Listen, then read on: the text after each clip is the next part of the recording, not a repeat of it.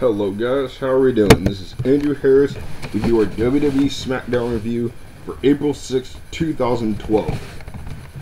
Alrighty guys, we start off SmackDown by John Laurinaitis and David Otunga in the ring, no, let me take that back. David Otunga comes out and introduces John Laurinaitis as the SmackDown manager. Then they come in the ring, he basically introduces himself as the SmackDown GM and this people power bullshit, and that he's gonna make matches that are gonna be about the people and for the people, and we all know that's just total and utter bullshit, so I'm gonna just go ahead and go on. He basically calls Theodore Long to the ring for one last goodbye, and basically Theodore Long says there's no way I'm working for you and I don't like you, and he attempts to leave the ring several times, but John Laurinaitis brought up his grandkids and how WWE has a scholarship that sends both of them to college.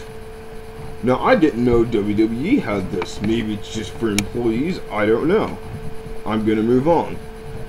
Basically, he said if Theodore Long admits to John Laurinaitis that he's better than him, then he can have a job, and his grandkid scholarship will be intact. Hold on, guys. Really thirsty.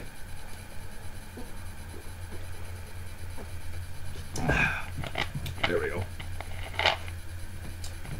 Mountain Dew. This is good shit. Okay. Moving on. We had our first match of the night, which was R-Truth and Mark Henry. It was a handicap match with R-Truth versus Mark Henry and David Otunga. Now, in my opinion, this wasn't really the best way to start off SmackDown, because we all know who's going to win. It was Mark Henry and David Otunga.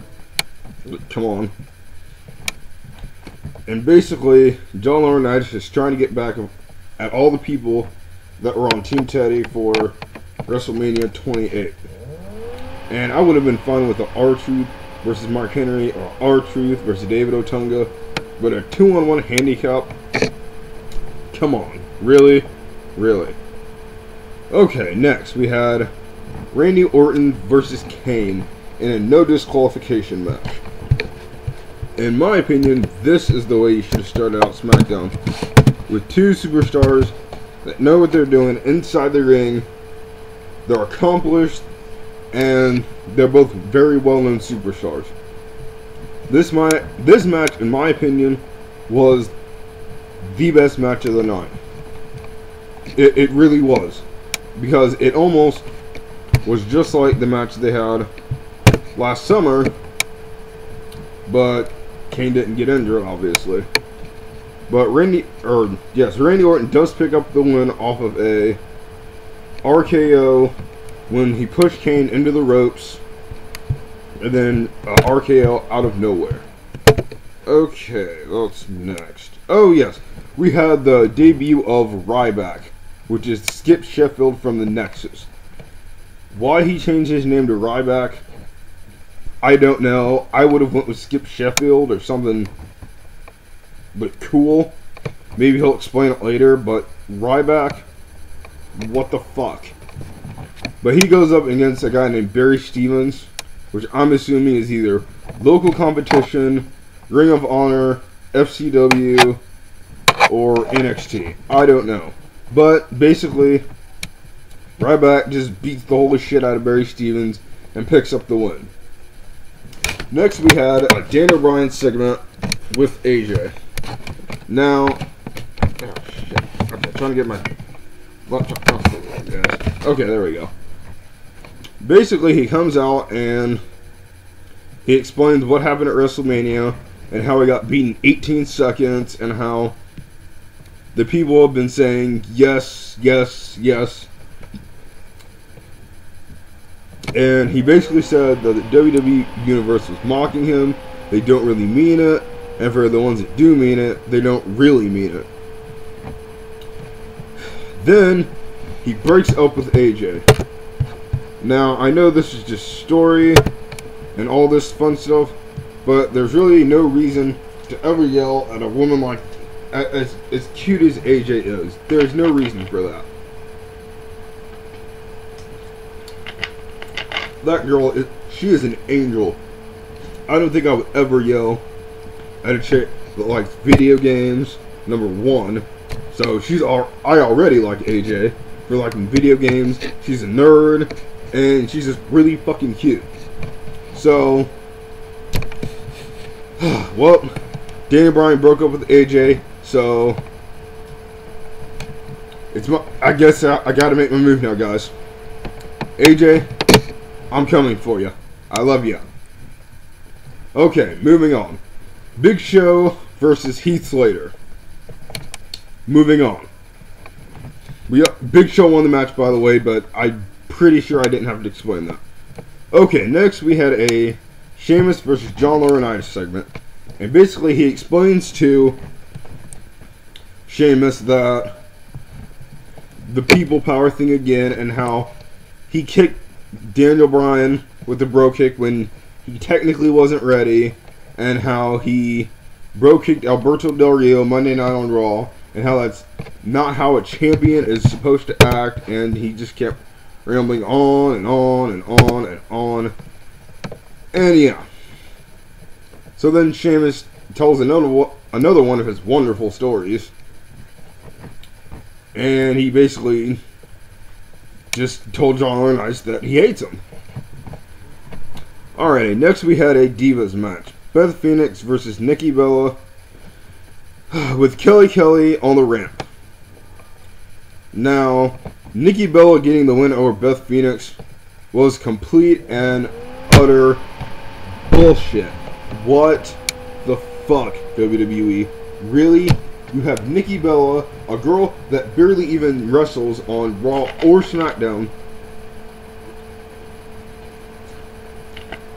pick up the win on the Divas champion Beth Phoenix. Despite the distraction from Kelly in the first place, I really don't think they should be pushing Nikki Bella, especially on Beth Phoenix. Let her face some people on NXT, or maybe go down to FCW and train. But if you're trying to get Nikki Bella to start winning some matches, maybe it shouldn't be on the Divas champion Beth Phoenix, unless she's going to have a run at the Divas title. That's just my opinion. Okay.